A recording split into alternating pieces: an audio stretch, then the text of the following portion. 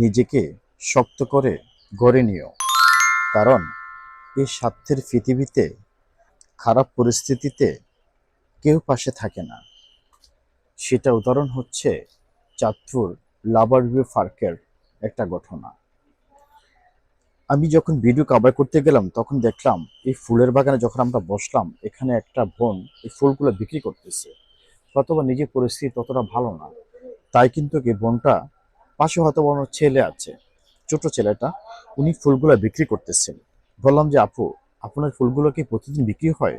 উনি উদার কণ্ঠে বললেন যে না ভাই, অনেক সময় এগুলো লস হয়ে যায়। তখন বললাম কোন দিন এগুলো বেশি হয়, বেচা বিক্রি কবে বেশি হয়? তো উনি বলল যে ভাই, শুক্র থেকে শনিবার হয়তো বা কিছু বেচা কিনে একটু বেশি হয়, কারণ এখানে পর্যটকরা বা বাইরের মানুষগুলো এখানে ঘুরতে আসে। তাই আমরা যখন কাভার করেছি তখন দেখেছি এই আমার হাতে যে ফুলটা আছে না, এই ফুলটা বেশি মানে বিক্রি হয়। সবার হাতে দেখেছি আমি এই ফুলের ইয়াটা, এটার ভিতরে একটা গোলাপ আছে।